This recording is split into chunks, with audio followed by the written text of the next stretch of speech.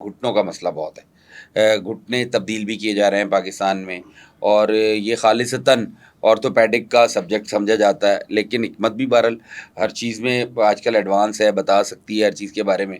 ایک تو یہ کہا جاتا ہے کہ جن کے گھٹنوں میں پرابلم ہے یا گھٹنے درد کرتے ہیں یا جن میں پنجابی کہتے ہیں گوڈے کھڑک گئے نے، وہ وزن کم کریں اپنا۔ لیکن سر اگر ایک بندے نے وزن بھی کم کیا یا اتنا کم نہیں ہوا لیکن گھٹنے اسے پرابلم کر رہے ہیں، تو وہ کیا طریقہ کار اختیار کرے کہ وقتی طور پہ اس کو کوئی درد ورد تو کم ہو؟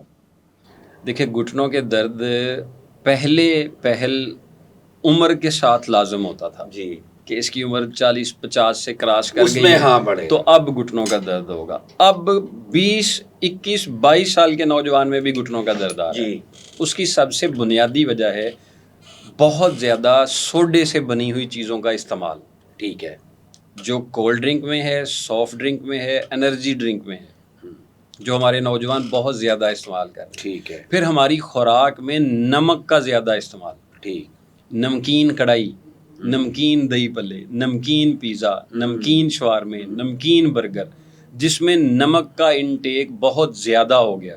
جیسے ہی وہ بہت زیادہ ہوا تو ہمارے جسم میں ایسے مواد جو جسم سے اخراج ہونا ہوتا ہے، لائک یورک ایسڈ یا یوریا، کولیسٹرول کا لیول جو ہوتا ہے وہ جسم میں ایک لیول تک رہنا چاہیے، یہ چیزیں پھر جسم سے خارج نہیں ہوتی، جمنا شروع ہو جاتی ہیں۔ ٹھیک ہے، جب یہ اندر جم جاتی ہیں تو ان جمنے کی وجہ سے پھر جوڑوں کے اندر ایک ہارڈنیس، سختی پیدا ہو جاتی ہے۔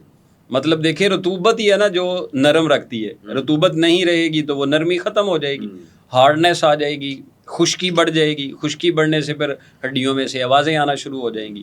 تو نمک سے بنی ہوئی چیزیں جو ہیں وہ کم سے کم کر دی جائیں، نمکیات کا استعمال کم سے کم کیا جائے، پھل اور سبزیوں کا استعمال زیادہ کیا جائے، تو اس سے پھر جوڑوں میں تھوڑی سی طاقت لینے میں صلاحیت بڑھ جاتی ہے۔ دوسرے نمبر پر جیسے لوگ جن کے گھٹنے سوجن میں آ گئے ہیں، دباؤ میں آ گئے ہیں، ہمارا ایک نسخہ ہے بہت زیادہ جو ابتدائی طور پر فائدہ دیتا ہے لیکن اس کے لیے علاج کی ضرورت ہوتی ہے۔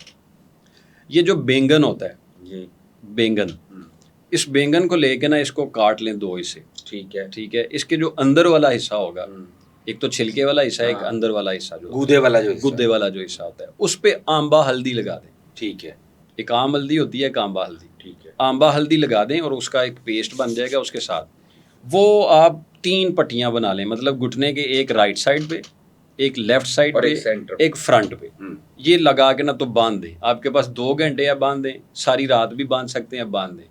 جتنا زیادہ اس کو باندھے رکھیں گے یہ آپ کے گھٹنوں میں نرم کرنے میں آپ کی معاونت کرے گا۔ ٹھیک ہے، ہڈی میں اگر کوئی کمزوری بڑھ چکی ہوئی ہے، ہڈی بھربھری ہونا شروع ہو گئی ہے، ہڈی خلا میں آ گئی ہے یا ہڈی مڑ گئی ہے یا ساتھ جڑ گئی ہے، یہ ان سب کو لیول میں لانے میں بہت معاون ثابت ہوتا ہے۔ ایک نسخہ لگانے کے لیے ہے، ایک نسخہ کھانے کے لیے ہے۔ سونڈ یہ لے لیں آپ 100 گرام، کالی مرچ لے لیں 20 گرام، اور سرنجہ شیریں اس میں لے لیں 50 گرام۔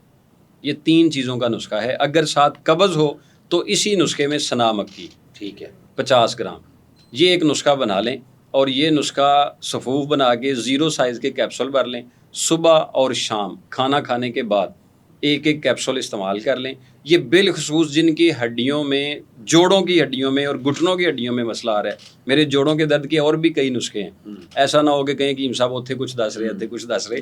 ہر بیماری کا نسخہ علیحدہ سے ہوتا ہے، اور ایک ہی بیماری کا ایک نسخہ نہیں ہوتا، مختلف نسخے شیئر کیے جاتے ہیں تاکہ ایک کے ساتھ دوسرا بھی فائدہ کر سکے۔ تو یہ والا نسخہ بنا کے اپنے استعمال میں رکھیں۔ اگر 10-15 دن تک فائدہ نہ ہو یا کم فائدہ ہو بھی جائے، پھر بھی معالج کو مل کے نیکسٹ والا جو سلسلہ ہے وہ شروع کرنا چاہیے تاکہ آئندہ اس کے لیے کیا استعمال کیا جا سکے، تو پھر یہ گھٹنوں میں افاقہ ہو جائے۔